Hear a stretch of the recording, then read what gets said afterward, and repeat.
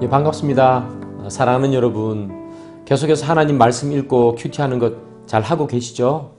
예, 우리가 시간이 지나면 늘 하던 것도 조금은 느슨해질 수도 있고요. 긴 연휴가 지나면 또 그렇게 되기도 하죠. 다시 한번 우리 하나님의 말씀을 다잡고 열심히 읽고 큐티하는 여러분 되기를 소망하고요. 이 아침에 주시는 그 하나님의 말씀이 여러분들에게 큰 생명의 양식으로 그렇게 다가가기를 소망합니다. 기도하겠습니다. 하나님, 이 시간에 하나님의 말씀을 봅니다. 하나님 말씀 앞에 겸손히 무릎 꿇고 하나님 말씀 앞에 우리의 머리를 조아립니다. 귀한 하나님의 말씀이 저들 마음속에 찾아와 우리의 인생에 빛이 되게 하시고 우리 앞길에 등불이 되게 도와주옵소서. 예수님의 이름으로 기도드립니다. 아멘. 네, 함께 보실 하나님 말씀은 예레미야 44장 11절부터 19절까지 말씀입니다. 그러므로 만군의 여호와 이스라엘의 하나님께서 이와 같이 말씀하시니라. 보라, 내가 얼굴을 너희에게로 향하여 환란을 내리고 온 유다를 끊어버릴 것이며 내가 또 애굽 땅에 머물러 살기로 고집하고 그리로 들어간 유다의 남은 자들을 처단하리니 그들이 다 멸망하여 애굽 땅에서 엎드러질 것이라. 그들이 칼과 기근에 망하되 낮은 자로부터 높은 자까지 칼과 기근에 죽어서 저주와 놀램과 조롱과 수치의 대상이 되리라. 내가 예루살렘을 벌한 것 같이 애굽 땅에 사는 자들을 칼과 기근과 전염병으로 벌하리니 애굽 땅에 들어가서 거기에 머물러 살려는 유다의 남은 자 중에 피하거나 살아남아 수원대로 돌아와서 살고자 하여 유다 땅에 돌아올 자가 없을 것이라. 도망치는 자들 외에는 돌아올 자가 없으리라 하셨느니라. 그리하여 자기 아내들이 다른 신들에게 분향하는 줄을 아는 모든 남자와 곁에 섰던 모든 여인 곧 애굽 땅 바드로스에 사는 모든 백성의 큰 무리가 예레미야에게 대답하여 이르되 내가 여호와의 이름으로 우리에게 하는 말을 우리가 듣지 아니하고 우리 입에서 낸 모든 말을 반드시 실행하여 우리가 본래 하던 것 곧 우리와 우리 선조와 우리 왕들과 우리 고관들이 유다 성읍들과 예루살렘 거리에서 하던 대로 하늘의 여왕에게 분향하고 그 앞에 전제를 드리리라. 그때에는 우리가 먹을 것이 풍부하며 복을 받고 재난을 당하지 아니하였더니 우리가 하늘의 여왕에게 분향하고 그 앞에 전제 드리던 것을 패한 후부터는 모든 것이 궁핍하고 칼과 기근에 멸망을 당하였느니라 하며 여인들은 이르되 우리가 하늘의 여왕에게 분향하고 그 앞에 전제를 드릴 때에 어찌 우리 남편의 허락이 없이 그의 형상과 같은 과자를 만들어 놓고 전제를 드렸느냐 하는지라. 네, 하나님 말씀 잘 보셨죠? 오늘 본문 11절에 이런 말씀이 있어요. 보라, 내가 얼굴을 너희에게로 향하여 라는 말씀입니다. 하나님께서 왜 이스라엘 백성들에게 얼굴을 너희에게 향하여 이렇게 돌리실까요? 그것은 하나님의 말씀에 순종하지 않는 이스라엘 백성들을 멸하고 심판하시기 위해서 그렇게 하시는 거예요. 그런데 여러분, 하나님께서 하나님 얼굴을 이렇게 돌리실 때 그때는 심판할 때만 돌리시는 것은 아닙니다. 야곱 잘 아시죠? 야곱이 하나님의 얼굴을 봤어요. 그때 하나님의 얼굴을 보고 이 야곱은 죽지 않고 살죠. 그 영광을 기리기 위해서 그곳을 이 야곱은 이름 짓는데 뭐라고 짓는가 하면 브니엘이다 이렇게 이름을 지었습니다. 내가 하나님을 보았다 하는 거죠. 시편 4편을 보면요, 다윗이 참 많은 어려움과 환난을 당하고 있을 때 다윗이 이렇게 고백해요. 여러 사람의 말이 우리에게 선을 보일 자 누구뇨 하오니 여호와여 주의 얼굴을 들어 우리에게 비추소서. 다윗이 지금 하나님께 얘기하는 것이 뭐예요? 주님, 얼굴을 들어서 그의 얼굴을 우리에게 좀 비춰주십시오 하는 것 아닙니까? 여기 나오는 야곱도 그리고 다윗도 하나님의 얼굴을 좀 비춰주십시오. 하나님의 얼굴을 보는 사람들이 되는 거죠. 어떤 사람들에게는 이 하나님의 얼굴이 심판의 얼굴로 다가오고요. 어떤 사람에게는 이 하나님의 얼굴이 생명의 얼굴로 다가옵니다. 생명의 얼굴로 다가갈 때는 여기 본문에 나오는 다윗도 야곱도 정말 급박한 상황 속에서 하나님을 간절히 찾을 때, 그때 하나님은 자기를 찾는 자들에게 생명의 얼굴로 다가가시죠. 그러나 이스라엘 백성들처럼 하나님을 찾지 않을 때는, 그때는 하나님은 심판의 얼굴로 다가가는 거죠. 사랑하는 여러분, 지금 이 시간 여러분들은 하나님의 얼굴이 여러분들에게 비추면 심판의 얼굴로 다가올까요? 아니면 생명의 얼굴로 다가올까요? 그것은 우리가 하나님을 간절히 찾고 있다면 하나님은 생명의 얼굴로 우리에게 얼굴을 비추시겠죠.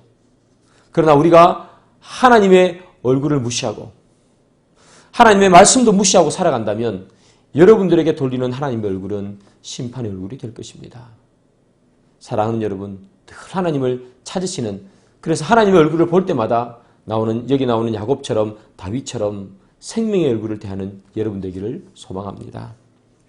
오늘 성경을 계속해서 읽다 보니요, 이스라엘 백성들이 이렇게 하나님을 찾지 않는 이유가 등장해요. 그 이유가 무엇인가 하면요, 하나님 외에 다른 신을 섬기고 있었어요. 본문에는 뭐라고 표현하는가 하면 하늘의 여왕, 이렇게 오늘 본문에는 표현됩니다. 이 하늘의 여왕이라는 이 신은 어떤 신인가 하면 애굽에서는 이 여신을 아낫이라고 불렀어요. 그리고 가나안에서는 여러분 들어보셨을 거예요. 아스타롯이라고 불렀어요.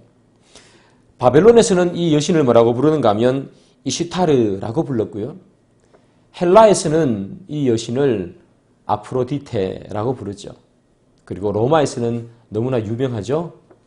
비너스라고 이 여신의 이름을 불렀습니다. 이 여신은 다산과 쾌락과 풍요를 전해준다 하는 그런 여신이죠. 이스라엘 백성들은요, 오늘 하나님 앞에 따지고 있는 거예요. 우리가 이 아스타롯, 이 비너스를 섬길 때 우리는 풍요로웠다. 이 여신의 이름대로 다산, 쾌락, 풍요가 있었는데 이 여신을 섬기는 것을 그만두자 우리는 멸망하고 말았다. 그렇게 하나님 앞에 강변을 해요. 하나님의 백성이. 그런데 이 사람들이 또 뭐라고 얘기하는가 하면 이렇게 얘기합니다. 우리가 이 여신을 섬길 때 우리 마음대로 섬긴 것 아니에요. 우리 남편의 허락도 받았어요. 이렇게 얘기해요. 즉 다시 말하면 부부가 공동으로 섬겼다는 얘기예요. 나 혼자 그렇게 한 것 아닙니다. 이렇게 이야기하는 거예요. 여러분, 여신 아스타롯을 섬길 때는 이 여자의 역할이 상당히 중요한데요. 특별히 언제 중요했는가 하면 서원할 때 중요했다고 합니다.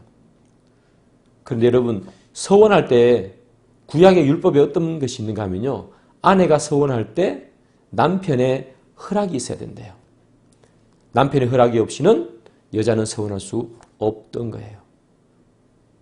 아내가 아스타롯에게 서원을 하는데 율법의 규칙을 따라서 했다는 거죠. 남편에게 허락을 받고 나 아스타롯에게 서원해도 돼요? 여러분, 이것 속에서 우리가 무엇이 나오는가 하면 이방신을 섬기는데 하나님의 말씀을 따른다, 율법을 따른다, 이렇게 하는 거죠. 바로 종교 혼합주의라는 이야기가 나오는 것입니다. 이방신을 섬기는데 하나님의 율법을 따라 이방신을 섬기는 것. 여러분, 너무나 당황스럽고 황당하지 않습니까? 그런데 이런 모습들이 우리에게 나타나요. 언제 나타나는가 하면 하나님이 우리 삶의 목적이 아니라 수단이 되어버리면 이런 모습이 나타납니다. 하나님만 사랑하고 우리 인생의 제일 되는 목적이 하나님께 영광 돌리는 것이어야 되는데 그것이 아니라 우리의 삶의 영광과 우리의 삶의 풍요와 내 삶의 안전을 위해서 하나님을 사용하면 똑같은 모습이에요. 어떤 사람은 내가 천국 가기 위해서 하나님을 믿는다. 내가 천국 가기 위해서 하나님만 믿는 거, 그런 부분도 있겠지요. 그러나 내가 천국 가기 위해서 하나님의 말씀을 이용하는 사람들.